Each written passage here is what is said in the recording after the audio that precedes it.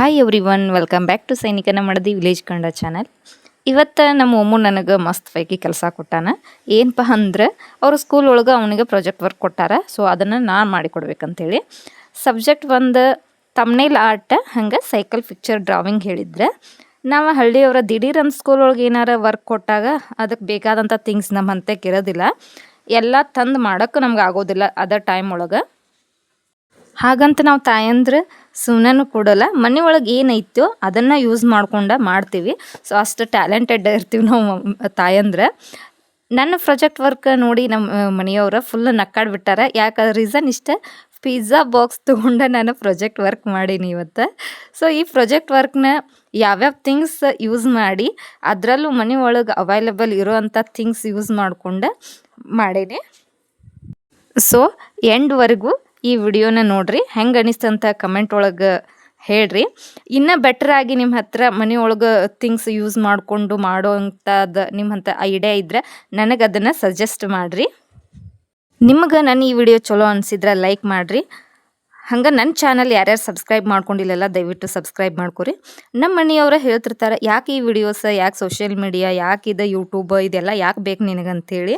ಹಂಗೆ ಅವರು ಹೇಳ್ತಿರ್ತಾರೆ, ನಿಮ್ಮಂಥವ್ರಿಗೆಲ್ಲ ಜನ ಸಪೋರ್ಟು ಮಾಡೋದಿಲ್ಲ, ಜನ ನಿಮ್ಮಂಥವ್ರ ವಿಡಿಯೋಸೂ ನೋಡಲ್ಲ ಅಂಥೇಳಿ. ಯಾಕೆ ಬೇಕಮ್ಮ ಇದೆಲ್ಲ ನಿನಗೆ ಅಂತಿರ್ತಾರೆ. ಅದಕ್ಕೆ ನಾನು ಸ್ವಲ್ಪ ಅವ್ರಿಗೆ ಹೇಳಿದ್ದೆ ಏನಂತಂದರೆ, ನಾನು ಎಲ್ಲೋ ಬೇರೆಯವ್ರದ್ದು ಅವ್ರ ವಿಡಿಯೋಸ್ನ, ಅವ್ರ ವ್ಯೂಸ್ನ ಹಂಗೆ ಲೈಕ್ ಸಬ್ಸ್ಕ್ರೈಬ್ನ ನೋಡ್ಕೊಂಡೇನು ನಾನು ಬೆಳಕಾಗೋ ಅಷ್ಟರೊಳಗೆ ನನ್ನ ವಿಡಿಯೋಸ್ ರೀಚ್ ಆಗಲಿ ಅಂಥೇಳಿ ವಿಡಿಯೋಸ್ ಮಾಡತ್ತಿಲ್ಲ. ಬೇರೆಯವ್ರ 5 ರಿಂದ 6 ವರ್ಷ ಹಂಗೆ ಅವ್ರು ಜಾಸ್ತಿ ಅದ್ರೊಳಗೆ ಯೂಟ್ಯೂಬ್ ಒಳಗೆ ಎಕ್ಸ್ಪೀರಿಯನ್ಸ್ ಇರ್ತೈತಿ. ಸೊ ಅವ್ರು ಹಾಗಾಗಿ ವಿಡಿಯೋಸ್ ಮಾಡ್ತಿರ್ತಾರೆ, ಅವ್ರದ್ದು ಅಷ್ಟು ಜನಕ್ಕೆ ರೀಚೂ ಆಗ್ತಿರ್ತೈತಿ.